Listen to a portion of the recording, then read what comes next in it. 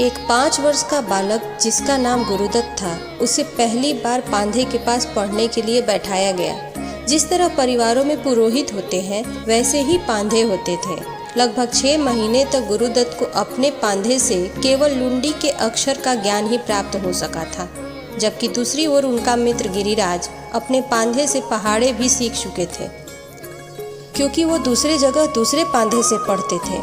उधर गुरुदत्त अपने पांधे की पढ़ाई से बिल्कुल नाखुश थे, इसलिए गुरुदत्त घर पर बिना किसी को बताए अपना पांधा बदल लिया और अपने मित्र गिरिराज के साथ उनके पांधे के पास पढ़ने जाने लग गए।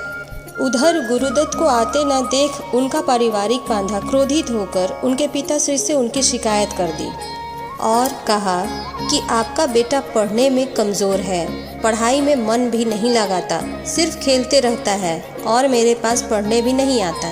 ये बातें सुनकर गुरुदत्त के पिताश्री को काफ़ी क्रोध आया और न जाने कितने ही आशाओं पर उनके पानी फिर गए। उसी समय गुरुदत्त पढ़ाई कर घर लौटे तो पिताश्री ने बड़े ही ऊंचे स्वर में उनसे पूछा, कहाँ से आ रहे हो गुरुदत्त? गुरुदत्त ने कहा, पांधे से तो पढ़ के आ रहा हूँ पिताश्री।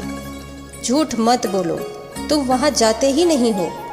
तब गुरुदत्त को सारा माजरा समझ में आ गया, क्योंकि अपने घर के रास्ते में उन्होंने पांधे को देखा था।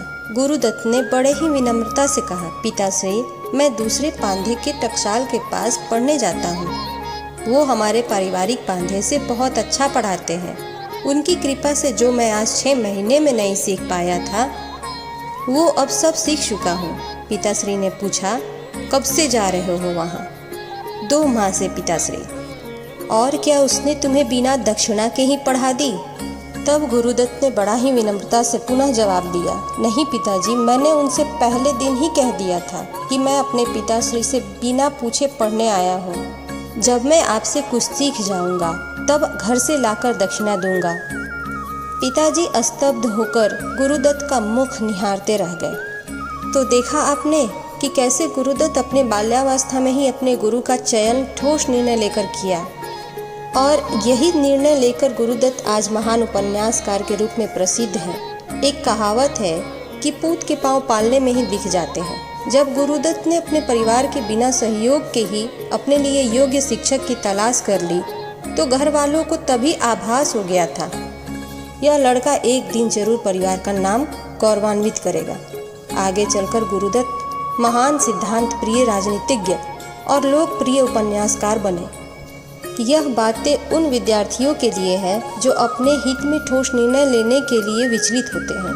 क्या होगा अगर सफलता से पहले 1-2 बार असफलता मिल जाए? उससे भी कुछ सीख ही मिलेगी।